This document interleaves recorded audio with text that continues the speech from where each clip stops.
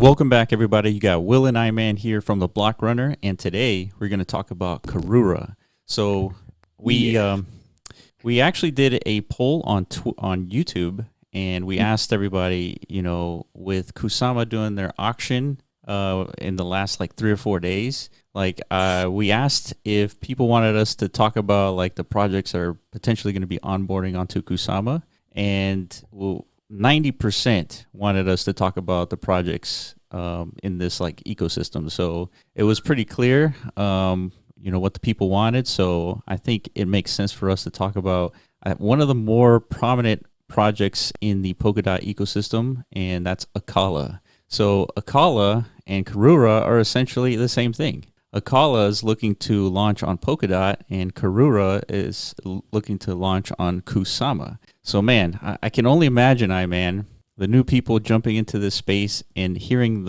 all these words that I said and totally not making any sense whatsoever. Sounds like fun, though. All these words. Yeah. Sounds like a fun time. Polkadot, and KUSAMA and stuff, Karura. Yeah, but I don't know the philosophical decision making behind these names. It's just I don't know, make them feel a little fluffier, not so intimidating. Yeah, but I like them. I think they sound pretty cool. Yeah, but obviously they say nothing about what it is they actually do, which is fun. Like Polkadot, what is that? Yeah, exactly. But maybe they think it's so non-relevant what our name is, right? So let's just pick anything, the most ridiculous thing we could think of. Right? Yeah, or these names could have some cultural reference to to a group, right? I don't know. If you guys know what Karura means or Shiden or anything like that, just comment on our YouTube channel. We'd like to know. I think largely it's been proven names it doesn't matter. Binance whole ecosystem has proven that, in early DeFi too, the whole food name craze, right? You can name something called Pasta Bowl, it'll be a monster, Yeah. At the end of the day, all that matters really is community. So that's the big thing. So right now we finally have some metrics now in the KUSAMA and Polkadot, soon to be Polkadot ecosystem, as far as gauging where the community support is, right? And right now we have literally a live ticker of KSM contributions going on for Karura. Yep. So this is the big race, right? All these individual KUSAMA projects are going to compete against each other. Who has the biggest community support? That's right. Right. That's right. That's who's going to get that coveted #1 parachain slot, which it's looking like Karura probably has the best chance. Yeah. So KSM is KUSAMA, and what you're looking at here, 245,000 and change in KUSAMA tokens being aggregated in this crowd loan offering. And so 245,000 against let's call KSM is about $400. So you're looking at almost $100 million here. Yeah, that's about $100 million worth of cash being staked into this parachain offering for Karura. So yeah. So what is Karura, right? So we talked about how Akala and Karura are the same things; they're just on different networks. So Karura is basically a combination of different primitive financial tools for the crypto ecosystem. So I have a list here of what those are looking like. So we're talking about Karura building a DEX. They have oracles. They have an auction system here. They have deposit and earn. So it's yield farming, obviously governance, and the most important thing that I see here is build with Akala. So again, remember, Akala and Karura are essentially the same things. So build with Akala, so they have a development platform so that people can start integrating their project with Akala, right, and Karura. So there's a lot of stuff going on into Karura. It's gonna be hard to explain everything in the 20 minutes that we have here, but it's one of the biggest projects that are going to be on the Polkadot ecosystem, and on top of that, it's going to be one of the first. So yeah, I guess it makes sense why because we've already identified all these other ecosystem launches like Avalanche and Binance and stuff. And there's like an order of progression as far as like, you know, usually the first thing that needs to exist within an ecosystem is a stable coin, right? Like that's the foundation of DeFi. You need that stable coin. Yeah. After that, you need a DEX. You know, after that, you need a lending protocol. After that, yield you need farming. synthetic assets. Yeah, you need yield farming. All of these primitives start to emerge from like the initial components, right? But so Karura and Akala, they're just saying, screw this whole like, let's wait and figure out like who's gonna like add in these DeFi Legos. Let's just build the all-in-one platform encompassing all these Legos into one, right? Right. Hence Karura, hence most likely number one parachain slot, right? Because this is the most functional, useful thing Yeah. that Polkadot needs just to get the ball rolling. You know what I mean? Yeah. Because like, once Karura is live and active, all these financial services are going to come online. And then, yeah, like you said, developers can tap into this ecosystem and start building on top of that. It's almost like, you know, Karura and Akala, it's going to, Like what's the word I'm looking for? dominate? You could say that potentially, like that's the speculation, right? Like how valuable is Aave, MakerDAO, Uniswap, you know, synthetics, all these things into one, right? Like imagine the value of that. Yeah, that's only like $100 billion altogether, right? Exactly. That's like half of Ethereum right now, right? Yeah. Something like that. So that's kind of what that's their goal, is to provide that much service. Dude, think about that, dude. Like me and you, we're developing a project of our own called MetaZone. Yeah. We struggle like thinking about like how much, like, are we solving too many problems with our project? You know, like, are we spreading ourselves too thin? Yeah. Karura seems to not give a fuck. Yeah. You know, like the more problems that exist, we want to solve them all, you know? Yeah, So- and you know what? The market recognizes that. I mean, Exactly. $100 million in like a couple of days. Like this has only been live for a few days, so $100 million in a few days is huge. Yeah. Yeah. So like, this is good. Yeah. It's good to know like the market does appreciate like ambition, right? Yeah. Karura and Akala, that's definitely an ambitious like endeavor, you know, to service all of DeFi. So, Yeah. I mean, there might be philosophical disagreements with that. Maybe it is better the way the Ethereum ecosystem exists, right? Where everything is a little more fragmented, Sure. potentially. Sure. You know, different communities handling different components of DeFi. Yeah. So I don't know. No, it's true. And I guess if you're listening and you don't know, you know, what's going on with Polkadot or KUSAMA, we have made a couple of videos surrounding those topics. So I definitely search for those and watch those. I'll try to find them myself and link them in the description as well. But yeah, in order to kind of understand like the following discussion, you need to understand like what Polkadot's like main purpose is and what KUSAMA's main purpose is. So watch those videos and then come back to this section here.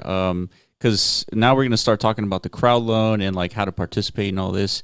So we're not essentially recommending you guys participate. We don't recommend anything in this channel. We're just here to talk about what's going on. But what's interesting here is that we think that this Polkadot and KUSAMA ecosystem is really going to be like the launching point for like the next phase of what we think. And Iman, correct me if I'm wrong, is a continuation of this bull run, right? Because there's like hesitation in saying that just by looking at the charts, but if you know where things are going, I mean, it feels like this is like a proper accumulation phase. I think so too. I think Polkadot and like all of these, you know, neighboring ecosystems, they're too big to launch into a void. Yeah, you know what I mean? Agreed. Like it's too unrealistic to assume like all these last few years of like aggregate development activity results in like silence. Yeah. It's like you know what I mean? A tree falling in the forest with no one around it, right? Yeah, it just doesn't feel realistic to me. I mean, it could happen. Like, you know, the market just could not give a fuck. You know, it could launch. Everything launches into silence, and then crypto as an industry once again is faced with the harsh realities of like, oh man, yeah, like we did it again, boys. It's like we went way too crazy with it. Yeah. Now we're gonna find out like where the true men lie, right? Like who can sustain through these bear phases. That's right. That's right. But yeah, I don't know. I don't think that's gonna happen though, because $100 million in like a couple of days, like we see this in like Binance ecosystems and stuff, and so you know, I think crypto still has a couple of months still left in it to like really surprise us, because I really don't think we've seen anything yet. And but this is just an indicator is that could be true. So on their site, they have 3 ways to participate. So it's like either visiting the site, exchanges, or via mobile wallet. I recommend watching this video because it does the explanation pretty well. All the links will be in the description for what you're seeing here.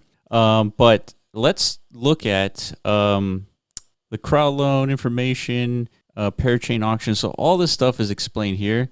I think one of the most important questions that that you would have is, what is the difference between the Akala crowd loan and the Polkadot on Polkadot and Karura crowd loan on KUSAMA? So if you read the answer here, it's like there's very little difference in terms of like the functionalities on both ecosystems. But right now, Karura is doing everything first. That's by design. So Akala and Karura are the same thing again, and Karura launching on KUSAMA is going first. And it's basically, this is the first time this ecosystem is actually like launching. So now we're going to get to see what a Polkadot ecosystem looks like on the KUSAMA network. So I know that's a lot of crazy words, but you know, you'll once you kind of get used to this ecosystem, it'll start making more sense. I think it's important to keep in mind, though, there are some differences, even though Karura didn't really explain them very well, like as far as the differences between the KUSAMA and Polkadot ecosystem. Like, I think from what I've seen, at least, the KUSAMA projects, you know, considering they're largely like the same protocol, but with different branding, essentially, you know, between a Polkadot and a KUSAMA version. The difference is like in their allocation spread when it comes to like rewarding these community contributors. Like, I think usually the KUSAMA version has higher allocation, you know, so that means the communities are going to have much more influence and much more power within the ecosystems as compared to Polkadot. So right, yeah, that's just what I've seen off of like the allocation spread. Yeah. So there is differences there. Like the ecosystems will behave differently, like meaning like more tokens in the hands of the community as opposed to, you know, less tokens. So yeah, just to illustrate that example, you're 100% right. I mean, we looked at the different projects trying to onboard onto the Polkadot ecosystem and KUSAMA ecosystem, and those on KUSAMA have a significantly larger portion for designed for the community than its same project on the Polkadot ecosystem. So, yeah, for whatever reason, they just feel more laxed on KUSAMA, and I think that's the point of KUSAMA, or what these projects are thinking is the point, is like, let's really test out our ecosystem assumptions, and like let's almost like overload the community with like power and influence, and let's see what comes of that, right? Almost like it's like a test, right? Because if they give the community too much power and it snowballs into like something non-desirable, yeah, now they know. Yeah. Whenever they launched the actual Polkadot version, you know, okay, now we know there needs to be a lot more governance structuring involved. You know, we need to have a lot more checks and balances in place. Things like this. Yes. You know, how much does the Akala Foundation have to apply before we hand over the keys to the community, right? Like that's right. That's the point of Karura, I think. Yeah. And that's their tagline, right? Expect chaos. Like, what the hell does that mean? Yeah. I've been hearing that all week. Yeah. Like, I think they're saying that for reasons. Like, they had an internal meeting. It's like, dude, this is going to be fucking ridiculous. Yeah. It reminds me a lot of the Anonymous team. Remember the hacker group Anonymous? They're like, expect us. We are Legion. Yeah. Yeah. It sounds very ominous. It does. You know? It does. If you watch that video I was talking about earlier, Betty, one of the team members here, she says, you know, that's one of the first things she says is like, expect chaos. Like, yeah, that definitely threw you off. I saw you're like, what? Yeah. That's what she said. She's like, she's saying all these nice things, but then like in the middle of it, she's like, well, keep in mind, we can't promise you anything. Like, expect chaos, because basically saying like things might not turn out how we're saying they're supposed to turn out. Because I mean, this is the first time this is happening, so it makes sense. Yeah. Another thing to note here is there's a vesting schedule for those who are contributing their KUSAMA tokens to Karura. There is a locked up period. So anytime you participate in any crowd loan for KUSAMA or Polkadot, you are essentially committing to lock your tokens up for the given period of the parachain. So parachains can last, I think, anywhere between 3 months to 24 months, I think. And so when you participate in that crowd loan, you're committing to whatever that period is. If it fails, if it doesn't win an auction, then you get your tokens back. And then if it wins, after its period is over, you get your tokens back also. So you're basically locking up your tokens. And so, of course, there's a vesting period. And anytime you lock up your tokens, in many projects, you unlock the project's token. So in this case, you are staking KUSAMA tokens into Karura, and you're unlocking Karura tokens. And as you can see here, upon winning that parachain offering, 30% of it gets unlocked. Mm-hmm. So if you do some quick math here, roughly 9% of the allocation is essentially unlocked and tradable right on day one. And then up to, I think, 20% after 5 months is available to launch. So it's something to think about in terms of like getting into this stuff. And it's hard to like guess where the price is going to go, because there could be a dump fest, or it can just like skyrocket, and nobody knows. Nobody knows. And that's part of the risk of being number one, right? It's definitely gonna set the precedent as far as like what the future rollouts look like, I think. Yes. In the same sense, like, the way we watched or witnessed Polkadot grow as an ecosystem, right? Like, it became like a pretty consistent trend, at least within like the first, couple of months of that ecosystem, right? Like, people started to understand like the rollout of these tokens and, basically the scheduling of everything. So, right. So there's like a consistent behavior. So this is largely like a new, like, I don't know, like an ecosystem launching model, I guess you'd call it. We have ICOs in the past, IEOs, IDOs. Mm-hmm. Not sure what these are called. I think IPOs, initial parachain offerings. That's right. So who the hell knows what's going to happen once these tokens actually unlock? That's the risk you're taking, right? But nonetheless, like, if it's still an incredible opportunity, right, to receive tokens for these projects if you truly believe in them. Yeah. Really for no cost, right? The cost is the opportunity cost, right, of locking up your tokens for however many months. That's right. That's it. That's right. Yeah, and couple of things here. If you look in their GitHub, they have all kinds of documentation. They have the white paper. They have the economy, like they break down the token economy for their token. So it's all there. And look at here, we have a Notion page of their roadmap. So a lot of this stuff they've already completed. I mean, this project's been around since before 2019. And if you see here, many of this stuff is completed. And they have all those like primitives like ready to launch. And so it's going to be an active next couple quarters, basically. That's right. It's going to be litty.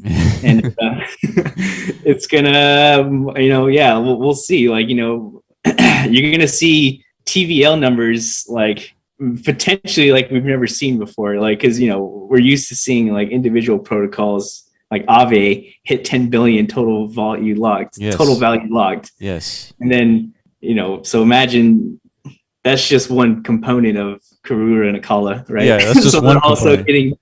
There's just hella value coming into this ecosystem. So. And we've mentioned this before, like if you look at the larger crypto ecosystem, anytime primitives launch on new platforms and new networks, like they tend to do really, really well. So it's going to be super interesting seeing like Polkadot has so much like bullish like forces behind it that actually launching projects on that network it seems like it's going to be like really good for them. So who knows? It could dump or it could skyrocket. Like it's going to be hard to tell. But that's the video for today. I hope you guys enjoyed us talking about Karura. Let us know if you have any questions in the comment section below. Like and follow us at Twitter at The Block Runner, and also at MetaZone.io. Follow us also on Ethermon_NFT on Twitter, and we will catch you in the next video. Peace.